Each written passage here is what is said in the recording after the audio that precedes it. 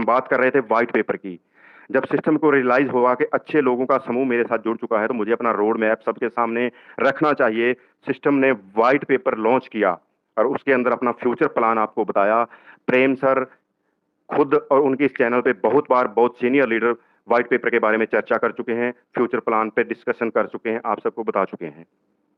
उसमें से कितना आप लोगों को समझ आया, कैसा समझ आया, आप उससे सुन के आप नेगेटिव हुए, पॉजिटिव हुए, वो आप लोगों का डिसीजन है, आप लोगों की सहनशीलता, आप लोगों की समझ है। थोड़ा और आगे चलते हैं। सिस्टम ने अपने रोड मैप पे चलते हुए मार्च के अंदर 2025 के अंदर अपने लिए एक गोल सेट कर रखा था। मैंने बिल्कुल पहली मीटिंग के अंदर आज से 2 दिन पहले आप लोगों के साथ शेयरिंग की थी कि जो भी कोई फर्म क्रिप्टो के अंदर आती है उसके 3-4 गोल रहते हैं। सबसे पहला उस फर्म का सपना रहता है कि मेरे साथ करोड़ों लोग रजिस्टर्ड हों, मेरी खुद की ब्लॉकचेन हो, मेरा खुद का करेंसी मींस खुद का टोकन हो, मेरा खुद का क्रिप्टो का वॉलेट हो। वो सारे सपने ट्रेजर के ओनर के भी थे या ट्रेजर मेटा कंपनी के भी थे। उन्हीं सपनों को पूरा करने के लिए एक टाइम बाउंड सेट कर रखा था कंपनी ने अपने लिए कि मार्च 2025 के अंदर मेरे पास इतनी कम्युनिटी हो जाएगी, मेरे वॉलेट के अंदर इतना पैसा हो जाएगा, उसके बाद मैं खुद को स्पैक लिस्टिंग के लिए हाजिर करूंगा, स्पैक लिस्टिंग में खुद को प्रेजेंट करूंगा। लेकिन मार्च खत्म होने से पहले कंपनी को रियलाइज हुआ कि जितना फंड मुझे स्पैक लिस्टिंग में शो करने के लिए चाहिए मेरे वॉलेट के अंदर उतना नहीं है। थोड़ी बहुत शायद यूजर की भी कमी हो, जितने यूजर कंपनी को दिखाने थे स्पैक लिस्टिंग के लिए शायद उतने कंपनी के साथ अभी तक ना जुड़ पाए हों। तो उस वक्त कंपनी ने लीगल तरीके से उस फंड को शो करने के लिए एक कॉन्सेप्ट निकाला जिसे आप लोग ब्लाइंड बॉक्स के नाम से जानते हो। कंपनी ने अपने फंड को पूरा करने के लिए स्पैक लिस्टिंग में जाने के लिए उस ब्लाइंड बॉक्स को लॉन्च किया आप लोगों के बीच में। लेकिन धारणा आप लोगों के लिए क्या बनी कि कंपनी ने ब्लाइंड बॉक्स दिया हमारा पैसा हड़प करने के लिए, हमारा पैसा खत्म करने के लिए या हमारे साथ स्कैम करने के लिए। ये धारणा क्यों बनी आप लोगों में? क्योंकि जितने भी लोग ज्वाइनिंग कर चुके थे वो एक दूसरे के कहने से ज्वाइनिंग कर चुके थे। किसी ने कहीं से कुछ देखने, सीखने, सुनने, समझने की कोशिश नहीं की। क्योंकि उस टाइम से पहले जितनी भी ज़ूम मीटिंग होती थी, वहाँ सिर्फ़ और सिर्फ़ प्लान डिस्कस किया जाता था, रटे-रटाए पीडीएफ के बारे में बोला जाता था। टेक्निकल नॉलेज यूज़र को देने की कभी किसी ने ज़रूरत ही नहीं समझी। चाहे कोई इंडिया का फर्स्ट लेवल का भी लीडर था, ना टेक्निकल नॉलेज उन लोगों के खुद के पास थी, ना उन्होंने उसको यूज़र तक डिलीवर करने की कभी कोशिश की। जब माहौल चेंज हुआ तो ये इन चीज़ों की ज़रूरत पड़ी। माहौल चेंज क्यों हुआ, थोड़ी उसके ऊपर बात करते हैं। कंपनी ने ये ब्लाइंड बॉक्स का कॉन्सेप्ट निकाला इस अपनी मंशा को पूरा करने के लिए, अपनी इस ज़रूरत को पूरा करने के लिए। किसी का विथड्रॉ नहीं रुकना था, किसी की रिजर्वेशन नहीं रुकनी थी। अगर कंपनी के साथ हादसा ना हुआ होता तो वो हादसा क्या हुआ कि कंपनी 2-3 साल से मार्केट में काम कर रखी रही है। अच्छे यूज़र उन्होंने अपने साथ जोड़ रखे हैं, अच्छा पैसा कंपनी को बन रहा है, यूज़र को बन रहा है। लेकिन जो लोग कंपनी ने यूज़र तक पहुँच करने के लिए नियुक्त कर रखे थे, जिसके अंदर कुछ मैनेजर थे, कुछ ऐसे नेटवर्कर थे, जिन्हें कंपनी ने पाकिस्तानी और इंडियन कम्युनिटी का सिरमौर लीडर बना रखा था ताकि कंपनी यूज़र की कोई प्रॉब्लम हो तो कंपनी तक पहुँच सके, अगर कंपनी तक का कोई अपडेट हो तो यूज़र तक पहुँच सके। वो लोग अब तक अच्छा काम कर रहे थे, लेकिन कहीं न कहीं वो लोग एक मंसूबा बना चुके थे, सिस्टम को समझ चुके थे, सिस्टम को जान चुके थे कि इस प्रोजेक्ट के अंदर इतना बड़ा पैसा है, क्यों ना हम सभी लोग मिलके अपना प्रोजेक्ट लॉन्च कर लें। उसके लिए बैकएंड के अंदर उन्होंने तैयारी कर रखी थी, अपने प्रोजेक्ट को तैयार कर रखा था, बस उन्हें एक मौके की तलाश थी कि कोई ऐसा मौका बन जाए जहां हम ट्रेजर को बदनाम कर पाएँ। वो मौका किस्मत ने उन्हें दे दिया जब कंपनी ने ब्लाइंड बॉक्स लॉन्च किए। उस मौके का उन्होंने फ़ायदा उठाया। कैसे? आप लोगों को पता है कि विड्रॉ के ऊपर एक एपीआई कंट्रोल की रहती है। उसका काम क्या रहता है कि कोई व्यक्ति अपने लेवल से ज़्यादा विड्रॉ ना लगा सके। जो रूल विड्रॉ के बनाए गए हैं, उसे कोई यूज़र तोड़ ना सके। उदाहरण के लिए जो फर्स्ट लेवल का यूज़र है, वो 500 से ज़्यादा एक टाइम के अंदर 500 यूएसडी से ज़्यादा अपना विड्रॉ नहीं लगा सकता। अगर वो 501 यूएसडी का विड्रॉ लगाने की कोशिश करेगा, तो उसका विड्रॉ ही नहीं लगेगा। सक्सेस होना ना होना वो दूर की बात है, उसका विड्रॉ ही नहीं लगेगा। लेकिन जब वो उन लोगों ने क्या किया, उस एपीआई कंट्रोल की को हटा दिया। उसके कारण थे, सबसे पहले तो उन्हें अपना बड़ा फंड निकालना था, क्योंकि वो सिस्टम को छोड़ने वाले थे, अपने सिस्टम को लॉन्च करने वाले थे। उस चीज का वो काम करने के लिए उन्होंने उस एपीआई कंट्रोल को हटाया, जिसकी वजह से आप लोगों के भी अनबैलेंस विड्रॉ लगने शुरू हो गए। फर्स्ट लेवल की आईडी का भी 10,000 यूएसडी का विड्रॉ लग गया। उससे पहले नहीं लगता था। आप लगाना चाह भी रहे थे तो नहीं लगता था, लेकिन लग गया उस वक्त। यूजर ने समझदारी नहीं दिखाई, यूजर ने भी लालच किया कि जल्दी से जल्दी इस ब्लाइंड बॉक्स का पैसा मैं निकाल लूं। सिस्टम की ईमानदारी को किसी ने याद नहीं रखा, सिस्टम की मेहनत को किसी ने याद नहीं रखा। हमें सिर्फ याद रहा अपना लालच कि जल्द से जल्द ये पैसा जो हमारे अकाउंट में आ गया है फ्री फंड का, उसे हम निकालें और खा जाएं। हो नहीं पाया। हर आईडी के अंदर लगभग विड्रॉ लगा, लेकिन जब सिस्टम को इस बात की जानकारी मिली तो सिस्टम की एक किस्म से हैकिंग हो चुकी थी। पूरा सिस्टम एक ऐसा सिस्टम जो वर्ल्ड की सबसे बेस्ट टेक्निक से चल रहा है, लेटेस्ट टेक्नोलॉजी पे चल रहा है, पूरे वर्ल्ड के अंदर बहुत सारे देशों में रन कर रहा है, उसकी हैकिंग कितना बड़ा अचंभा है। एक यूजर के लिए भी और सिस्टम के ओनर के लिए, सिस्टम को चलाने वालों के लिए कितना बड़ा अचंभा होगा। तुरंत प्रभाव से सिस्टम ने सारी चीजों पे ब्रेक लगा दी। लेकिन इस पूरी घटना का आप लोगों को पता लगा? कौन था जो इस पूरी घटना की जानकारी आप तक पहुंचाता? क्योंकि जिन लोगों का काम था सारी जानकारियां आप तक पहुंचाना, वो ही दोषी थे कंपनी को इस हाल में पहुंचाने के लिए। तो आप तक खबरें कैसे आती? आप तक कैसे पता लगता कि क्या हो गया है, क्यों हो गया है? उन लोगों में से सबसे बड़ा नाम आता है डेविड का। डेविड है कौन? डेविड एक टेलीग्राम चैनल है जिसे आप डेविड नाम से जानते हो। किसी ने उस पर्सन की आज तक आवाज नहीं सुनी, चाहे को खुद को कितना भी बड़ा लीडर मानता हो। मुझे नहीं लगता कि उस पर्सन का जो उस टेलीग्राम के पीछे छुपा हुआ है, किसी के पास उसका मोबाइल नंबर भी हो। वो किस कंट्री से है, कौन है, कहाँ है, किसी को कुछ मालूम नहीं। लेकिन जब तक सब कुछ ठीक था, वो चैनल, वो नाम बड़े से बड़े लीडरों के लिए भगवान के बराबर था। उन्होंने उससे ज्यादा आगे जाने की कभी कोशिश ही नहीं की। किसी ने गूगल के ऊपर भी ये सर्च करने की कोशिश नहीं की कि कंपनी का ऑफिस कहाँ है, कंपनी का ओनर कौन है, कंपनी का सॉफ्टवेयर क्या है, कुछ भी नहीं। व्हाइट पेपर को पढ़ना तो बड़ी दूर की बातें हैं। किसी ने कोशिश नहीं की, क्योंकि अच्छे ढंग से विड्रॉ आ रहे थे, पैसा आंख बंद करके आ रहा था, इतना आ रहा था जितना कभी सोचा ही नहीं। जब ये सिचुएशन पैदा हुई तो वो डेविड भी गायब। तो वो लीडर क्या करेंगे? वो लीडर ये सोच रहे हैं कि इतने लोगों को हमने ज्वाइनिंग करवा रखी है $20-20 की रेफरेंस के लालच में, कहीं ये सारे लोग हमारे घरों में तो घुस नहीं जाएंगे। इसलिए उन लोगों ने अपने मोबाइल तक भी बंद किए। ये कितना सच है कितना झूठ है आप लोगों को पता है। मैं किसी एक बंदे की बात नहीं कर रहा हूं। बड़े से बड़े लीडर गुम हो गए, खो गए, गुमनाम हो गए, क्योंकि उनके पास बताने के लिए कुछ नहीं है। क्या हो रहा है, क्यों हो रहा है, कैसे हो रहा है, कहीं से कोई कॉन्टेक्ट नहीं है किसी के पास। वक्त बीतता गया, 5 दिन, 10 दिन, 15 दिन निकलते हैं। वही चैनल जिसे आप सभी लोग डेविड के नाम से जानते हो, उसके ऊपर कुछ नोटिफिकेशन आते हैं। क्या लिखा जाता है कि पिछले कुछ समय के अंदर ट्रेजर बहुत अच्छा काम कर रहा था, ईमानदारी से काम कर रहा था, बहुत बढ़िया चल रहा था, हमें बहुत अच्छा लग रहा था इस सिस्टम के साथ जुड़ के। लेकिन अब सिस्टम की मैनेजमेंट के साथ हमारी नहीं बन रही। कारण बताया गया कि सिस्टम 360 दिन मांग रहा है विड्रॉ के लिए, जिससे हम सहमत नहीं हैं। जरा बात पे गौर कीजिएगा। किसी ऑफिस के अंदर कोई एम्प्लॉय ये बोले कि मैं इस ऑफिस की नीतियों से सहमत नहीं हूं और मैं ये नौकरी छोड़ रहा हूं, कितना सच होगा वो? आपको अपनी तनख्वाह चाहिए ना, आप अपनी ड्यूटी करेंगे। उस ऑफिस की नीतियों के अंदर दखलंदाजी आपका काम नहीं है। लेकिन वो शख्स क्या कह रहा है कि मेरी सिस्टम की कम्युनिटी के साथ नहीं बनी तो मैं रिजाइन कर रहा हूं, इस सिस्टम को लीव कर रहा हूं। हो सकता है सच हो सकता है वो बंदा सच बोल रहा हो, लेकिन उसका सच झूठ रात के 10 बजते ही सामने आ गया। दिन के उजाले में उस टेलीग्राम चैनल के ऊपर 15, 20, 25 मैसेज आते हैं, जहां थोड़ी तारीफ सिस्टम की जाती है, बाद में सिस्टम और सिस्टम को चलाने वालों की बुराई की जाती है। और रात को 10 बजे क्या आता है, उसी टेलीग्राम चैनल के अंदर एक नए प्लेटफॉर्म की लॉन्चिंग होने जा रही है, जिसका नाम मैजिक एनएफटी रखा गया है। आप सोचिए, कोई एम्प्लॉय किसी कंपनी से आज ही नौकरी छोड़ रहा है, दिन में वो नौकरी छोड़ रहा है और रात को वो कह रहा है कि मैं अपना नया ऑफिस लॉन्च कर रहा हूं।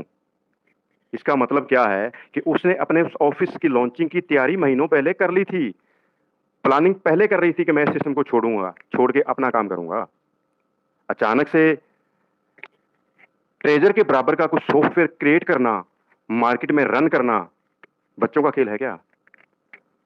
महीनों, शायद सालों लगते हैं ऐसे प्रोजेक्ट को तैयार करने के लिए, ऐसे सॉफ्टवेयर को तैयार करने के लिए, और वो बंदा दिन में कंपनी से नाराज है और रात को नए प्लेटफॉर्म को लॉन्च कर रहा है अपने ही चैनल के अंदर। कितने परसेंट लोग होंगे जिन्होंने इस चीज को भांपा? किसी ने शायद नहीं भांपा, बहुत कम परसेंटेज होगी उन लोगों की। लोगों ने क्या देखा? कंपनी हमारे साथ स्कैम कर गई है, इसके सारे चैनल को रिपोर्ट करो, इसके सारे चैनलों को रिपोर्ट करो, ब्लॉक करो, ये करो, वो करो। किसका फायदा किया आपने? आपके विड्रॉ आ गए क्या? जहां से कोई एक ऑफिशियल चैनल बचा था कंपनी का, जहां से आपको कम से कम नोटिफिकेशन तो आ सकता था, आपने उसके ऊपर भी स्कैम का ठप्पा लगा दिया।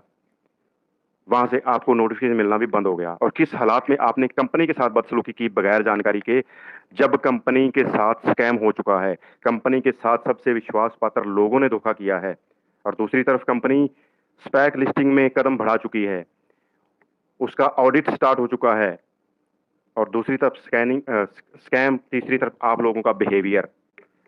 सोच के देखिए, हम सब लोग बाल बच्चेदार आदमी हैं, जरा सी हमारे परिवार में तकलीफ हो जाए तो हमारा खाना पीना छूट जाता है।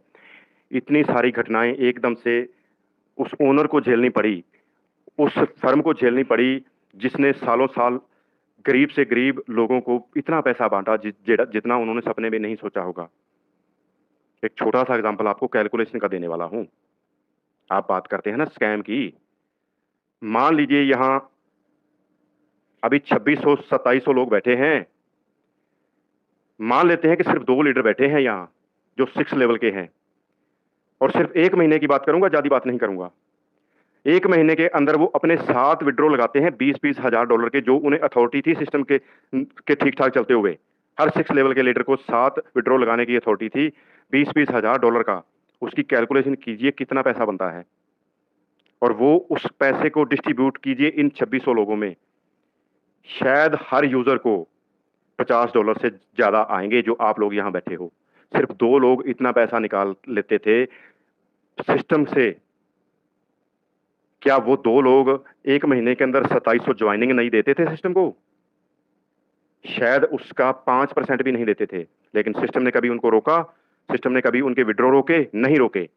किसी एक एग्जाम्पल, सिंगल एग्जाम्पल नहीं मिलेगा आपको 21 मार्च से पहले कि किसी का कोई विड्रॉ रुका हो, किसी का एड्रेस गलत बाउंड हुआ हो, कहीं और विड्रॉ चला चला गया, या उसकी वजह से विड्रॉ फेल हो गया, वो एक अलग विषय हो सकता है।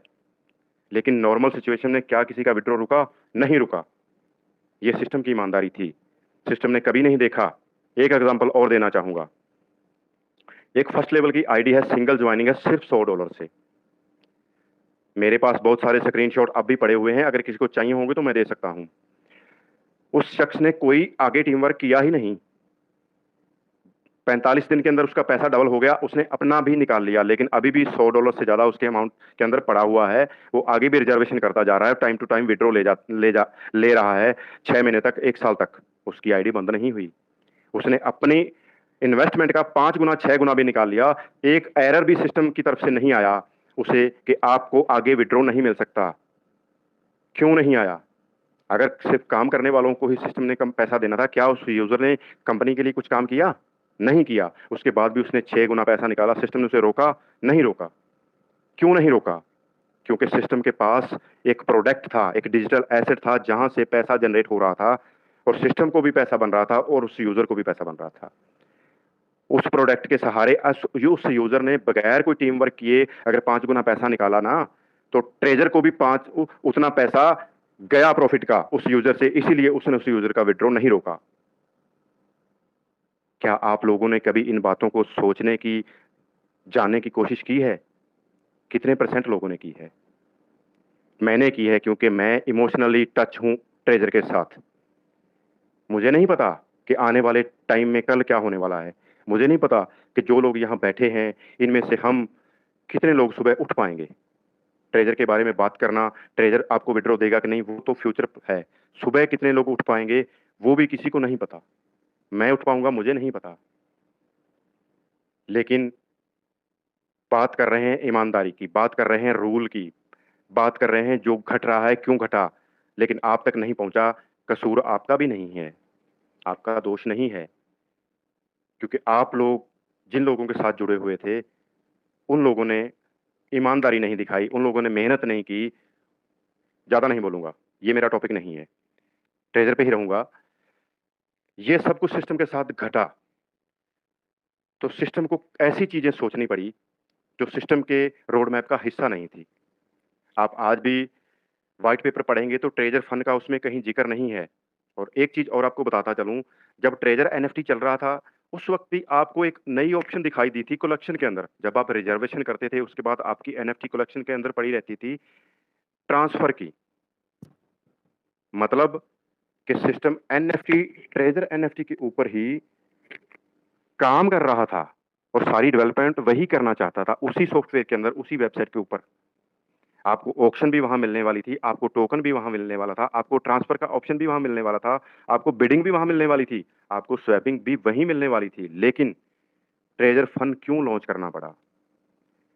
क्योंकि जब सिस्टम के साथ ये हादसा हुआ, सिस्टम को महसूस हुआ कि इतना बड़ा स्कैम हो चुका है, और जो लोग मेरे साथ इतने लंबे वक्त से जुड़े थे वो सॉफ्टवेयर के की अंदर तक जानकारी रखते हैं, ये मुझे आगे भी तंग कर सकते हैं।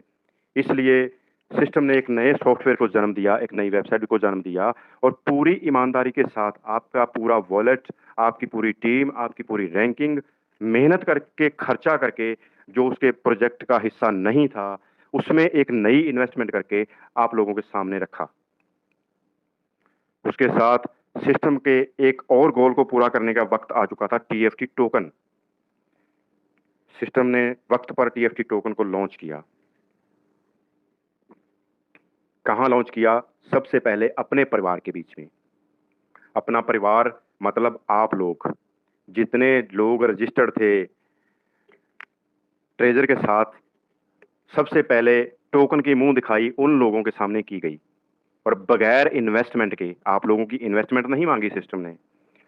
सिस्टम की मजबूरी थी ट्रेजर एनएफटी को ट्रेजर फंड के रूप में आपके सामने पेश करना, खुशी नहीं थी। लेकिन उसको प्रेजेंट करने के लिए भी आप लोगों को तोहफा दे दिया सिस्टम ने, 5,000 के टोकन एयर ड्रॉप के रूप में आपको मुंह दिखाई उस नए प्लेटफॉर्म के रूप में दे दिया। कौन सा सिस्टम ऐसा करता है? उसे मजबूरी में काम करने पड़ रहे हैं, लेकिन उसके एवज में भी आप लोगों को तोहफे दे रहा है, और वो भी बिना इन्वेस्टमेंट के। कौन करता है ऐसा? जिसे आपकी जरूरत है, जिसे आपके साथ लंबा चलना है, वही करेगा ना। जिसे आपके साथ फ्रॉड करना था तो वो जब चाहे कर सकता है। 21 मार्च से पहले भी कर सकता था। 21 मार्च के बाद ब्लाइंड बॉक्स में आपको बड़ा अमाउंट आप लोगों के वॉलेट के अंदर आया, लेकिन उसके बदले क्या आप लोगों ने बड़ी इन्वेस्टमेंट करी? बिल्कुल नहीं करी। अगर किसी ने 2 डिपॉजिट भी करे होंगे उस ब्लाइंड बॉक्स के लालच में, 86 और 169, 255, एक सिंगल आईडी बनती है ना, एक सिंगल आईडी की इन्वेस्टमेंट करके आपको 10-10 हजार के ब्लाइंड बॉक्स मिल गए, और आज तक वो आपके अमाउंट के साथ चल रहे हैं एनएफटी के रूप में। फिर फिर आप लोगों के मन में ये कैसे आ जाता है कि सिस्टम आपके साथ स्कैम कर रहा है? आप सिस्टम के साथ नहीं खड़े हो पा रहे, आप सिस्टम को पढ़ने की कोशिश नहीं कर पा रहे, आप सिस्टम के दर्द में शामिल होने की कोशिश नहीं कर पा रहे, तो ये गलती सिस्टम की है क्या? थोड़ा और आगे चलते हैं। टोकन आप लोगों को मिल गया, टोकन की मुंह दिखाई हो गई। टोकन के बारे में भी खुली जानकारी सिस्टम ने आपको दी कि मेरे पास कुल क्वांटिटी कितनी है, कितने परसेंट मैं किस ढंग से इन्वेस्ट करूंगा, कितने परसेंट मैं कहां बांटूंगा, कितने परसेंट मैं किस कम्युनिटी को दूंगा, सब कुछ डिटेल में सारा लिखा हुआ है। आप लोग जब चाहो फ्री टाइम में पढ़ सकते हो, अगर किसी का शौक हो तो। उसके बाद सिस्टम ने अगला कदम उठाया, अपने परिवार के बाद अपने आसपास में उस टोकन को डिस्ट्रीब्यूट करने की कोशिश की, प्री सेल 1 और प्री सेल 2 में। सिस्टम ने ये बिल्कुल नहीं कहा कि जो मेरे साथ रजिस्टर्ड हैं वो ही उस टोकन को प्री सेल 1-2 में खरीद सकते हैं, और शायद ट्रेजर के साथ जुड़े लोगों ने तो बहुत कम खरीदा। प्री सेल 1 और प्री सेल 2 के अंदर तो शायद बहुत कम लोगों ने खरीदा जो ट्रेजर के साथ जुड़े हुए थे। वो टोकन खरीदा किसने? उन लोगों ने जो क्रिप्टो की समझ रखते हैं, जो इस कंपनी के टोकन की पावर को महसूस करने लग गए। उन्होंने वहां पैसा लगाया, प्रीसेल 2 और प्रीसेल 1 के अंदर इन्वेस्टमेंट करके उस टोकन को अपने पास होल्ड रखा, और शायद आज तक भी होल्ड पे है। अगला कदम सिस्टम ने टोकन को लेके उठाया कि डिसेंट्रलाइज्ड प्लेटफॉर्म के ऊपर टोकन को लॉन्च किया, क्योंकि अब आसपास के लोगों से टोकन इंडिया लेवल तक पहुंच चुका है। मैं एग्जांपल दे रहा हूं, ये नहीं कह रहा हूं कि सिर्फ इंडिया के अंदर ही लॉन्च हुआ है। एक दायरा आप लोगों को बताने की कोशिश कर रहा हूं। पहले टोकन अपने परिवार में था, फिर अपने आसपास के एरिया में था, अब वो इंडिया लेवल पे पहचान बना चुका है, डिसेंट्रलाइज्ड प्लेटफॉर्म के ऊपर आ चुका है। अब अगला जो टारगेट है कंपनी का, क्रिएटर का, वो है सेंट्रलाइज्ड प्लेटफॉर्म। मतलब उस टोकन की मुंह दिखाई अब वर्ल्ड वाइड होने वाली है, और जब उस टोकन की मुंह दिखाई वर्ल्ड वाइड होगी तो फिर आपके भरोसे टोकन नहीं चलेगा। टोकन उस क्रिप्टो की दुनिया में अपना कदम रख देगा, जहां पहले सैकड़ों टोकन आए और अपनी आवाज बुलंद की, और आज उनमें से बहुत सारे जिंदा हैं, टोकन के रूप में नहीं, कॉइन के रूप में। और फ्यूचर जिसे आज आप टोकन बोल रहे हो, उसे भी बहुत जल्द कॉइन का नाम मिलने वाला है, क्योंकि ये पहला ऐसा प्रोजेक्ट है जिसके साथ करोड़ों लोग रजिस्टर्ड हैं, जो चाहकर भी छोड़ के नहीं जा सकते सिस्टम को। लेकिन नई डेवलपमेंट, नए क्राइटेरिया जो सिस्टम तय कर रहा है, उसके लिए सिस्टम को वक्त लग रहा है। तो आप लोग पैनिक हो रहे हो, आप लोगों को दर्द हो रहा है, लेकिन ये महसूस कीजिए कि सिस्टम को कितना दर्द हो रहा है, सिस्टम की कितनी इन्वेस्टमेंट हो रही है इस पूरी डेवलपमेंट के अंदर। क्या उस डेवलपमेंट के लिए सिस्टम ने आप लोगों से इन्वेस्टमेंट मांगी? बिल्कुल नहीं मांगी। यहाँ इन्वेस्ट करो, यहाँ $50 की इन्वेस्टमेंट दो, ये करो, वो कौन लोग बता रहे हैं आपको? वो आपके सीनियर, आपके लीडर बता रहे हैं ना, अपनी अपनी थ्योरी लड़ा रहे हैं। कोई कह रहा है लगाना जरूरी है, आपकी आईडी बंद हो जाएगी, कोई कह रहा है मत लगाइए, कोई कह रहा है आप टोकन खरीदिए, कोई कह रहा है आप अपनी रिजर्वेशन कीजिए, पता नहीं क्या क्या। मैं नहीं कहूंगा कोई गलत है, सब लोग अपनी अपनी थ्योरी के हिसाब से आपको बता रहे हैं। कोई उनके किसी के कहने पे इन्वेस्टमेंट कर रहा है, कोई नहीं कर रहा है। सिस्टम अपनी राह पे अपना काम कर रहा है, हर दुख तकलीफ को झेलते हुए। टोकन बहुत जल्द सेंट्रलाइज प्लेटफॉर्म पे भी आने वाला है, लेकिन उससे पहले हम लोगों को सिस्टम ने क्या दे दिया? हम लोगों को ट्रेजर फंड के अंदर हमारा पूरा फंड एनएफटी के रूप में दे दिया। अब ये भी एक सवाल बचता है कि हमारा फंड एनएफटी के रूप में ही सिस्टम ने क्यों दिया, यूएसडीटी के रूप में क्यों नहीं दिया? उसका भी कारण है। क्या कारण है? कि जो वॉलेट, जिस वॉलेट के अंदर हमारा पूरा यूएसडीटी पड़ा हुआ था सिस्टम के वॉलेट के अंदर, वो वॉलेट जुड़ चुका था स्पैक लिस्टिंग के अंदर। सिस्टम ने स्पैक लिस्टिंग में अपने कदम रख दिए थे, तो ऑडिट चल रहा था सिस्टम का, इसलिए उस वॉलेट में से ट्रांजैक्शन नहीं की जा सकती थी।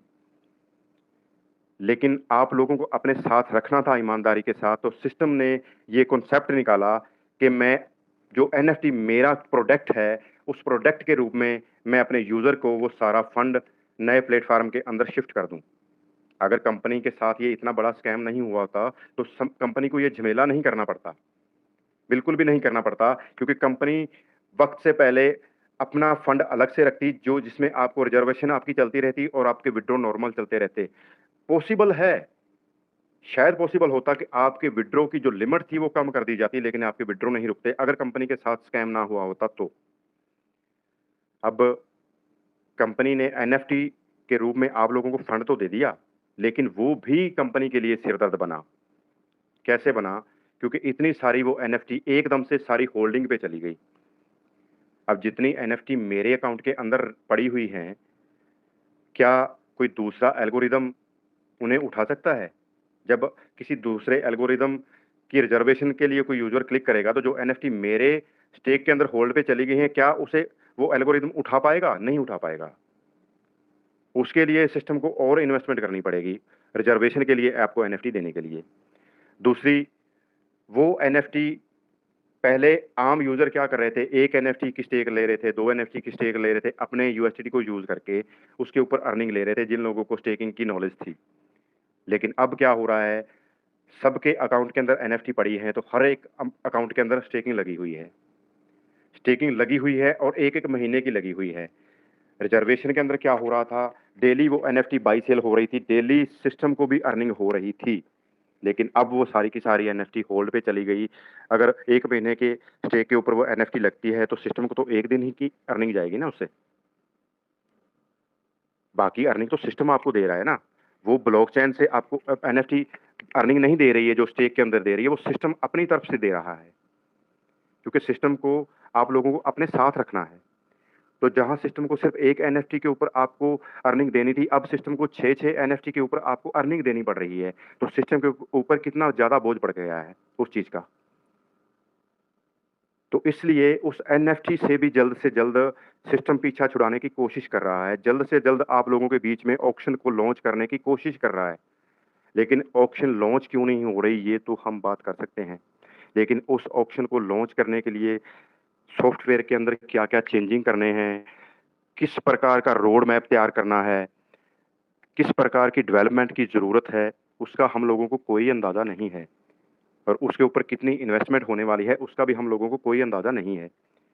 लेकिन हम लोग यहाँ रोज़ पूछते हैं, सर ऑक्शन कब तक लॉन्च होगा? क्या उस ऑक्शन को लॉन्च करने के लिए हमारी जेब से कुछ पैसा लग रहा है क्या?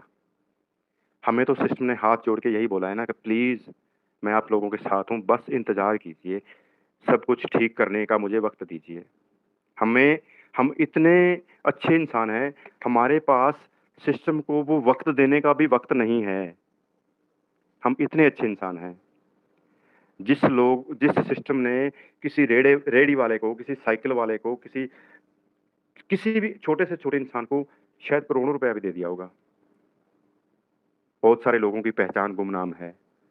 क्या सिस्टम ने जब पैसा बाँटा, तो सिस्टम ने ये देखा कि ये अमीर है, इसको दूँ, ये गरीब है, इसको ना दूँ, ये यूज़र ज़्यादा काम कर रहा है, इसको ज़्यादा दूँ, ये कम काम कर रहा है, इसको कम दूँ? नहीं ना। सिस्टम के रूल के हिसाब से जिसने जैसा चला, सिस्टम ने उसको वैसा पैसा दिया और सालों तक दिया। उसके बाद भी आज बातें क्या हो रही हैं, वही लोग कहीं और बैठे हैं, किसी और प्रोजेक्ट की बात कर रहे हैं। इस प्रोजेक्ट के लिए ज़ूम करने का उनके पास वक़्त नहीं है, इस प्रोजेक्ट के लिए लोगों को बताने के लिए उनके पास वक़्त नहीं है, लेकिन दूसरे प्रोजेक्ट की ज़ूम भी करेंगे, आप एडवर्टाइज़मेंट भी करेंगे, पता नहीं क्या-क्या। मेरा ये कॉन्सेप्ट नहीं है, बैक टू मैं अपने टॉपिक के ऊपर रहना चाहता हूँ। अब इतनी सब कुछ हो रहा है। एक सवाल का जवाब आप लोगों से चाहूँगा, अपने दिल में उसका जवाब ढूँढिएगा। जब 2-3 सालों तक ट्रेज़र ने आपको पैसा दिया, कब? जब ट्रेज़र के पास अपनी ब्लॉकचेन नहीं है, जब ट्रेज़र किसी और करेंसी के ऊपर गैस फ़ीस पे कर रहा है खुद भी। हम तो कर ही रहे हैं, जब ट्रेज़र हमें विथड्रॉ देता है, तो वो भी तो ट्रांज़ैक्शन करता है, उसे भी तो गैस फ़ीस पे करनी पड़ती है ना। उसे भी गैस फ़ीस बीएनबी में ही पे करनी पड़ती है बाइनेंस को। और पैसा कब दिया? जब सिस्टम किसी थर्ड पर्सन की करेंसी को यूज़ कर रहा है। ये चीज़ें भी सिस्टम के लिए दर्द हैं। कैसे दर्द हैं? क्योंकि जब सिस्टम को ये महसूस हो रहा है कि करोड़ों लोग रजिस्टर्ड तो मेरे प्लेटफ़ॉर्म के साथ हैं, लेकिन अर्निंग वो मेरे प्लेटफ़ॉर्म की मदद से कर रहे हैं, तो हो क्या रहा है कि कोई और ब्लॉकचेन है जिसके ऊपर इतनी ज़्यादा ट्रांजैक्शन हो रही है, जिसकी वजह से उस ब्लॉकचेन की पॉपुलैरिटी बढ़ रही है। कोई और थर्ड पर्सन की करेंसी है जो मेरे सिस्टम के ऊपर इतनी ज़्यादा यूज़ हो रही है, जिसकी वजह से वो करेंसी स्ट्रांग हो रही है। तो क्या मैं खुद की करेंसी, खुद की ब्लॉकचेन नहीं खड़ा कर सकता? बिल्कुल कर सकता है सिस्टम, और वही कर रहा है सिस्टम। क्योंकि अब सिस्टम को महसूस हो रहा है कि उस काबिल है मेरी स्ट्रेंथ कि मैं अपनी करेंसी खड़ी कर सकूँ, उतने लोग हैं मेरे साथ ज़िंदा, जिनकी मदद से मैं अपने टोकन को वर्ल्ड के अंदर एक पहचान दे सकता हूँ। उसी कोशिश के लिए सिस्टम अपने को अपग्रेड कर रहा है, तो उसी के लिए वक़्त माँग रहा है। क्या हमें सिस्टम को वक़्त नहीं देना चाहिए? बिल्कुल देना चाहिए।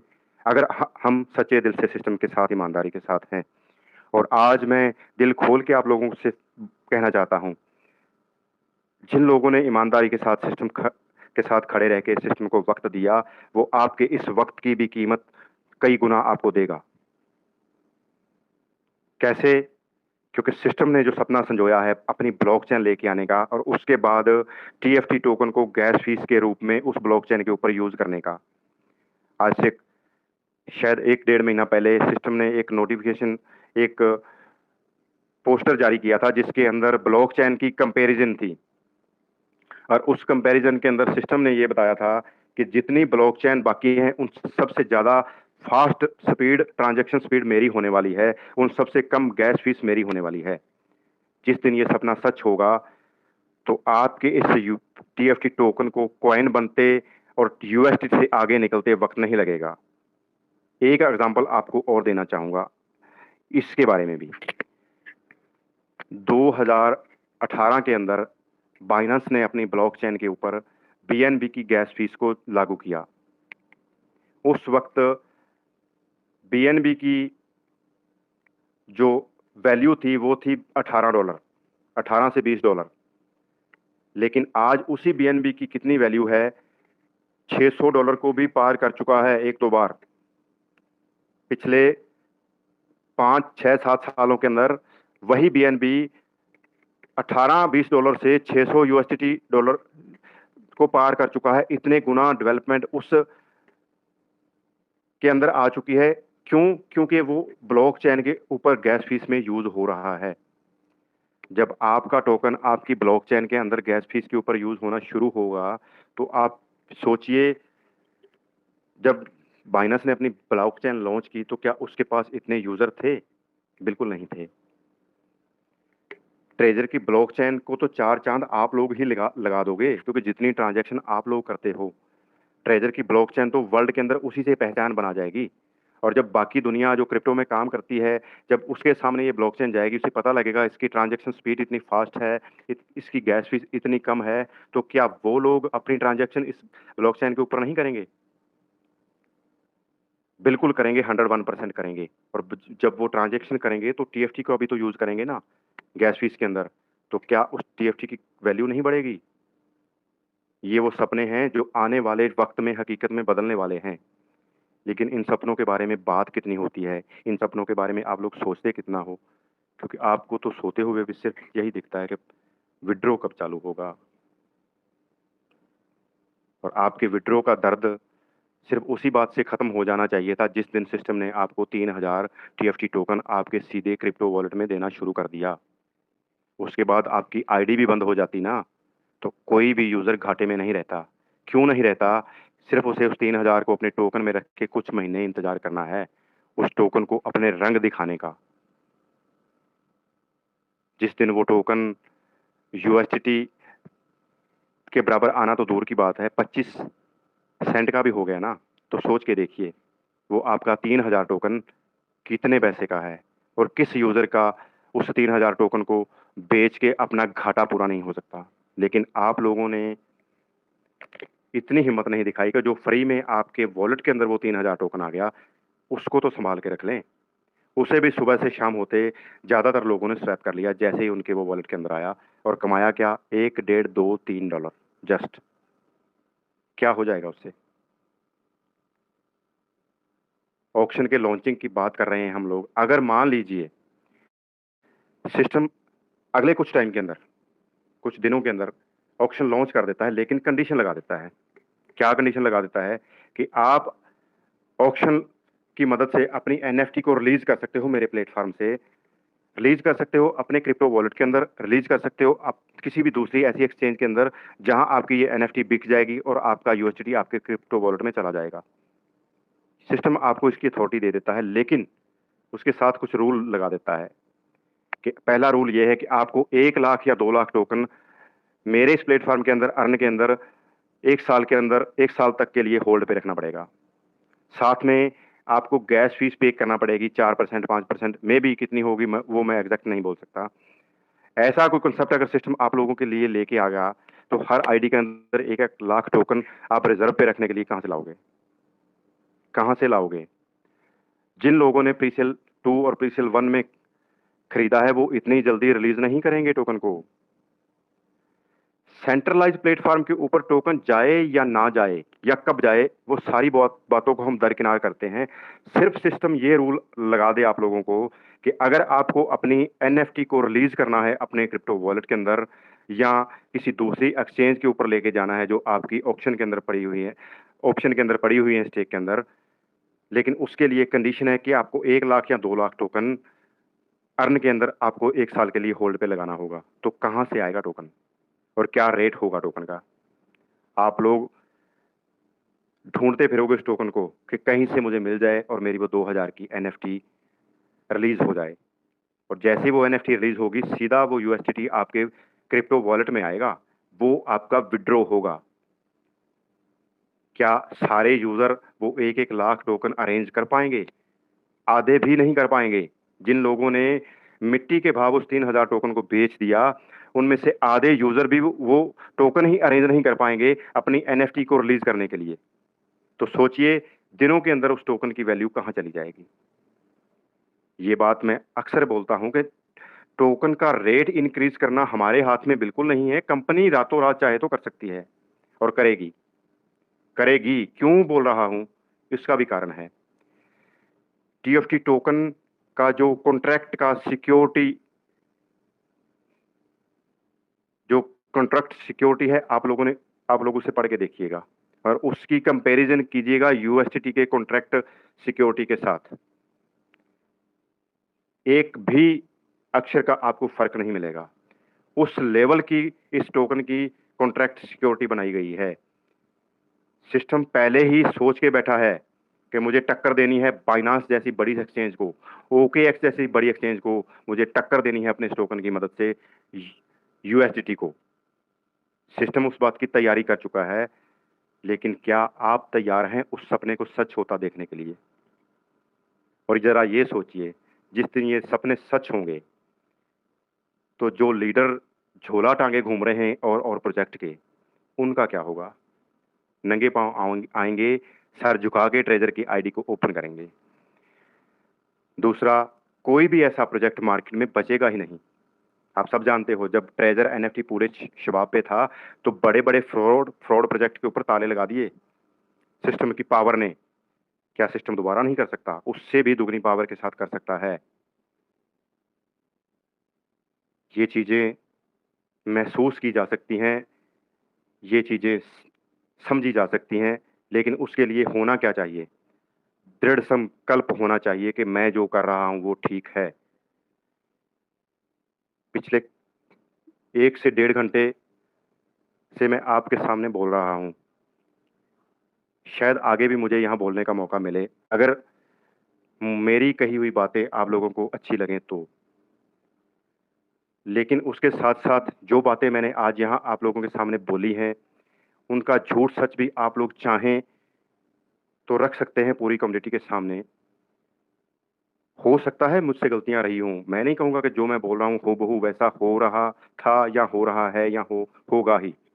लेकिन जो मेरी थ्योरी है, जो मेरी रिसर्च है, उसके हिसाब से जो मुझे महसूस हो रहा है, जो मैंने महसूस किया है, वो आपके साथ शेयर किया है। बहुत सारी शेयरिंग बाकी है, लेकिन एक दिन के अंदर सब कुछ बोल पाना संभव नहीं है। एक दिन के अंदर सब कुछ समझा पाना संभव नहीं है। बहुत सारी ऐसी बातें हैं जो याद नहीं रहती। और मैं आप लोगों को अपनी एक सबसे बड़ी कमजोरी बताऊं कि मैं इमोशनली फूल इंसान हूं। अभी मैं आप लोगों से बात कर रहा हूं, कितने लंबे टाइम से मैंने घड़ी नहीं देखी। मैंने पिछले 1 घंटे 1.5 घंटे में क्या कुछ बोला शायद मुझे सुबह याद भी नहीं रहेगा, लेकिन वो बोला जो मेरी अंतर आत्मा महसूस कर रही है। सही गलत आप लोगों को डिसाइड करना है। आज के लिए इतना ही। इतनी देर मुझे बर्दाश्त करने के लिए आप सब दोस्तों का दिल से धन्यवाद, और सबसे ज़्यादा धन्यवाद इस महान प्लेटफार्म का जिसने मुझे ये पहचान दी, मुझे ये मौका दिया कि मैं ये बातें आप लोगों के साथ रख सकूं। और दिल से धन्यवाद Prem sir, Pradeep sir, Sundarlal sir, David sir, Shyamlal sir और भी जिस सभी सीनियर लीडर के उन्होंने मुझे मौका दिया आज के इस सेशन को हैंडल करने का। परमात्मा जानता है कि मैं उस कोशिश में कितना सफल हो पाया हूं। बहुत बहुत धन्यवाद सभी दोस्तों का। नमस्कार। Thank you, thank you, thank you sir, thank you. बहुत अच्छे तरीके से सारी चीज़ें आपने रिकवर करी। Thank you sir, thank you so much. बहुत अच्छे तरीके से सारी चीज़ें रिकवर करी। अगर अगर अभी भी किसी का कोई भी क्वेश्चन है किसी भी चीज़ को लेके, वो लास्ट के अंदर रख सकता है। 1-2 क्वेश्चन ले लेंगे। बाकी मैं प्रदीप सर को इनवाइट करता हूँ। Welcome Pradeep sir, most welcome. आएँ और मंच को संभालें सर। प्रदीप सर, सारी चीज़ें रिकवर करी हैं बहुत अच्छे तरीके से पंजाब सिंह सर ने। जी प्रदीप सर, मोस्ट वेलकम। हाँ, प्रेम सर नमस्कार सर। नमस्कार सर, आप नमस्कार। आपका बहुत-बहुत धन्यवाद सर, जो आपने इस मंच के ऊपर बोलने का मौका दिया है। सबसे पहले हम पंजाब सर का पूरी कम्युनिटी और सभी मिलके धन्यवाद करना चाहते हैं कि जिन्होंने बहुत अच्छे से बिल्कुल सिंपल तरीके से सारी चीज़ें हमारे समक्ष रखी और हम सभी को बहुत सारी चीज़ें सीखने को मिली। तो हम सबका दायित्व यही बनता है कि हम हमेशा ट्रेज़र फंड हो चाहे कुछ भी हो, लेकिन उस प्लेटफ़ॉर्म को हमेशा नमन करते रहें, जिस प्लेटफ़ॉर्म ने चाहे वो बोलते हैं ना कि कोई भी जब चीज़ बड़ी होती है ना, तो वो स्टार्ट जब होता है वो एक शरारती तत्व की तरह होता है। अ, हँसते हुए होता है, चाहे कैसे चाहे गम के माहौल में होता है। लेकिन वो शुरुआत किस तरीके से हुई थी, वो आप सबको पता है, लेकिन आज उस लेवल के ऊपर पहुँच गया कि हम सभी मिलकर वैसी बातें कर पा रहे हैं कि जो शायद इससे पहले कभी होती नहीं थी। कि ये एक बहुत अच्छी चीज़ है कि ये समय आया और हमें इस सिस्टम को समझने का मौका मिल गया। नहीं तो शायद हम भी अंधेरे में रहते और ट्रेज़र फंड भी अपने जैसे बाकी चीज़ें लुप्त होती थी, वैसे ही लुप्त हो जाता। तो इसलिए इस मंच को हम सब नमन करते हैं मिलकर कि इस मंच ने हमें ये चीज़ प्रदान की और बाकी अगर हम रहे या ट्रेज़र फंड रहा, तो वो ट्रेज़र फंड आपकी झोलियाँ इस तरीके से भर देगा शायद हम अंदाज़ा भी नहीं लगा सकते हैं। लेकिन वो समय कब आएगा, हमारी आँखें वो कब देख पाएँगी, ये ऊपर वाला ही जानता है। बाकी पूरी की पूरी कम्युनिटी को धन्यवाद। पंजाब सर ने पूरी की पूरी चीज़ें कवर की हैं और बहुत सारी चीज़ें उन्होंने टच करने की कोशिश की है अच्छे तरीके से और आप सभी समझ पाए होंगे और मैं आशा करता हूँ कि भी जो भी यूज़र अभी सुन रहे थे, उनको तकरीबन-तकरीबन जो बेसिक चीज़ें हैं वो क्लियर हो गई होंगी। तो ये हम सबका दायित्व बनता है कि इसकी स्टडी करें अच्छे तरीके से, इसको समझें, ना कि अ, मेरे कहे पर या किसी के कहे पर सुन लो बस, तो जैसे कोई बोलता है वैसे ही उसके ऊपर एक्ट करने की कोशिश करना शुरू कर दें। तो माहौल वैसा ही है जैसे पहले था, तो मैं आपको रिपीट करना चाहता हूँ कि 2 जब ये घड़ी आई थी विथड्रॉल वाली, तो वो एक मैसेज बहुत ज़बरदस्त तरीके से घूमा था पूरे के पूरे सोशल मीडिया प्लेटफ़ॉर्म के ऊपर, चाहे वो व्हाट्सएप है क्योंकि उस समय लोग जानते नहीं थे, आज तो हम इसको समझ पा रहे हैं ना। उस समय तो सिर्फ़ बंदा देखता था कि हाँ, भई ये विथड्रॉल की लिमिट आई है, ये तो बहुत अच्छा है। और उस मैसेज को इतना ज़ोर दिया गया, इतना मैं बोलता हूँ कि हद हद से भी ज़्यादा था डेली मतलब इतना तो ब्लाइंड बॉक्स की तरफ ध्यान नहीं था जितना उस मैसेज को ज़ोर दे देकर स्प्रेड किया कि हाँ, पीजिए लिमिट इंक्रीज़ हो गई है।